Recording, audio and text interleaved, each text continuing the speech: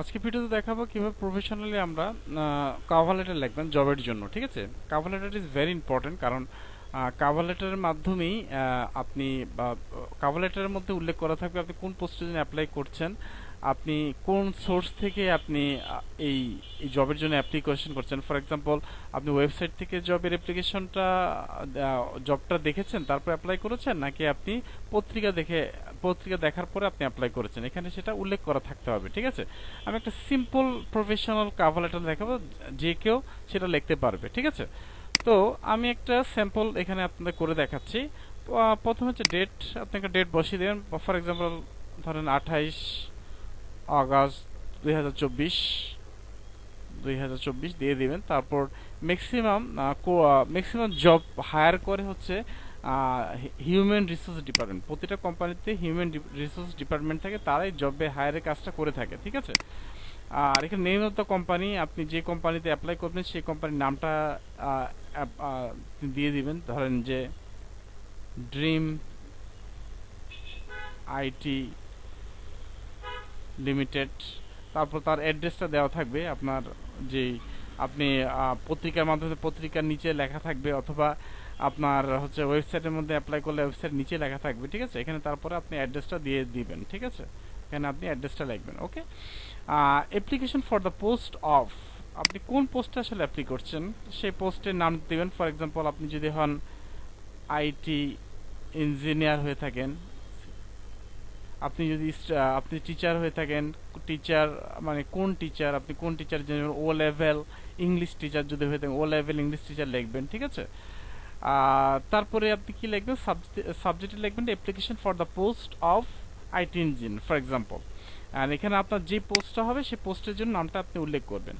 তারপর আপনি লিখবেন যে dear sir, reference to your job advertisement published in, অর্থাৎ আপনি যে রেফারেন্স অর্থাৎ যে জবে যে অ্যাপ্লাই করেছেন তার অ্যাডভার্টাইজমেন্টটা দেওয়া হচ্ছে বিডি জবস, অর্থাৎ বাংলাদেশ থেকে যে হয়ে থাকেন তো বিডি জবস ওয়েবসাইট থেকে আপনি পেয়েছেন, বিডি জবস ওয়েবসাইট।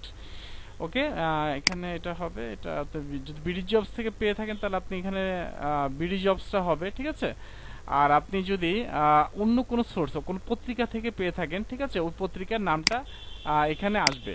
অর্থাৎ ফর এক্সাম্পল হচ্ছে প্রথম আলো হয়ে থাকলে এখানে আপনি লিখবেন হচ্ছে প্রথম আলো। আপনি এই জবের অ্যাডভার্টাইজমেন্টে প্রথম আলো থেকে PRTHOM প্রথম আলো থেকে আপনি পেয়েছেন, ওই এখানে সেটা উল্লেখ করে দিন। এখানে কিন্তু আমি হাইলাইট করে দিয়েছি আপনাদের বোঝার জন্য, আপনি কিন্তু হাইলাইট করবেন না। ঠিক আছে, আপনি হাইলাইট ছাড়াই লিখবেন। ওকে, আপনাদের হাইলাইট থাকবে না। আপনি যেই ইচ্ছা থেকে পেয়েছেন, অর্থাৎ কোনো জার্নাল থেকে পেয়ে থেকে সেই জার্নালের নাম উল্লেখ করবেন। এভাবে আপনাকে প্রতিটা ইয়াতে উল্লেখ করে দিতে হবে।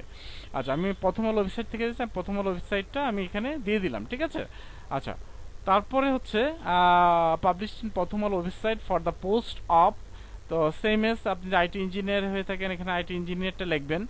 ওকে, I am hereby offering myself as a candidate for the post, আমি অফার করছি যে আমি এই ক্যান্ডিডেট হিসাবে এই পোস্টের জন্য অ্যাপ্লাই করছি। ঠিক আছে, I am hereby offering myself as a candidate of the post, এই পোস্টের জন্য আমিও একজন মানে আগ্রহী প্রার্থী হিসাবে আমি এখানে এই পোস্টে অ্যাপ্লাই করেছেন। মাই রিজিউম, অর্থাৎ হচ্ছে আমার CV and other necessary document, অর্থাৎ হতে পারে আপনার এনআইডি কার্ড, হতে পারে শিক্ষাগত যোগ্যতার সার্টিফিকেটগুলো হতে পারে। ঠিক আছে, আপনার অভিজ্ঞতা সম্পর্কে সবগুলো আর enclose here for your kind consideration, enclose করা দেওয়া হচ্ছে, অর্থাৎ সংযুক্ত করা হয়েছে আমার কি, আপনি যদি অনলাইনে দিয়ে থাকেন অনলাইনে আপনি সব আপলোড করে দিবেন।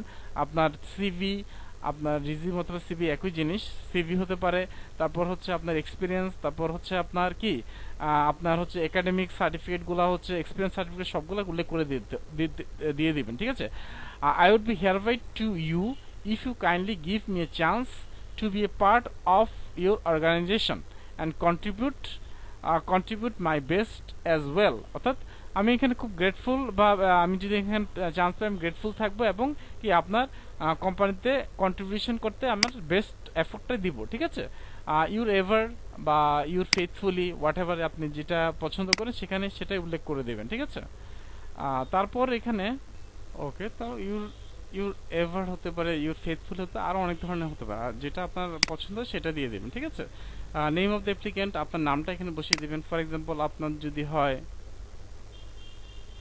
রাব্বি আহমেদ, রাব্বি আহমেদ দিয়ে দিবেন। ঠিক আছে, আর উপরের যে ইয়াটা আছে এটা এটা যেভাবে আপনারা তো ওয়ার্ডের কাজ পারেনি আশা করি, আপনি যেভাবে করেন সেভাবে দিবেন। আর অবশ্যই এটা কিন্তু আপনার উপরে যে আমি এটা কিন্তু হবে না, এটা আপনাদের বোঝার জন্য আমি এটা হাইলাইট করে দিয়েছি, ঠিক আছে। আমি হাইলাইটটা উঠিয়ে দিব, এখন উঠিয়ে দিব, ঠিক আছে। অ্যান্ড এনক্লোজ অর্থাৎ আপনি কি কি অ্যাটাচমেন্ট দিয়েছেন, ঠিক আছে, এটা আপনি অ্যাটাচডও লিখে দিতে পারেন। আমি দিয়েছি এনক্লোজ, এটা একটু কি একটু আপগ্রেড ইংলিশ বলা হয়। রিজিউম অর্থাৎ আপনার সিভিটা আপনি কি রিজিউম ওর সিভি একই কথা। আমি এটা আপলোড করে দিব 2 copy passport size photo, certificate, NID card copy and experience certificate যদি হয় তাহলে আপনি কি experience EXPERIENC experience CERTIFIC experience সার্টিফিকেটও আপনি কি এনক্লোজ দিতে পারেন। যদি আপনি এটা হাতে হাতে দেন এগুলো সবগুলো প্রিন্ট আউট করে দিবেন। আর যদি আপনি ইমেলে দেন আপনি ইমেলের মাধ্যমে আপনি দিতে পারবেন। এখন আমি পুরো জিনিসটা আপনার দেখাচ্ছি, আপনারা চাইলে আমি একটু দিচ্ছি, আপনারা এটা স্ক্রিনশট দিয়ে আপনারা এটা তৈরি করতে পারবেন, ঠিক আছে। স্ক্রিনশট দিয়ে আমি পুরোটা দিয়ে দিলাম, আপনি চাইলে স্ক্রিনশট দিয়ে রাখতে পারেন, ঠিক আছে। আর এই সংক্রান্ত কোনো যদি আমার হেল্প লাগে আমার সাথে যোগাযোগ করবেন। আমি আপনাদের কিভাবে বিভিন্ন দেশের অর্থাৎ USA, কানাডার আপনি কাভার লেটারগুলো কিভাবে আপনি তৈরি করবেন এবং ইন্টারন্যাশনাল কাভার লেটার কিভাবে হবে সেই সেই সব প্রসেসটাও আপনাকে দেখাবো। আর আমি এর চেয়ে আপডেট যেই আপনাদের যদি ভালো রেসপন্স পাই আরও কিভাবে ভালো কাভার লেটার বানানো যায় সেই সম্পর্কে আপনাদের আমি ব্যাখ্যা করব, ঠিক আছে। ধন্যবাদ সবাই।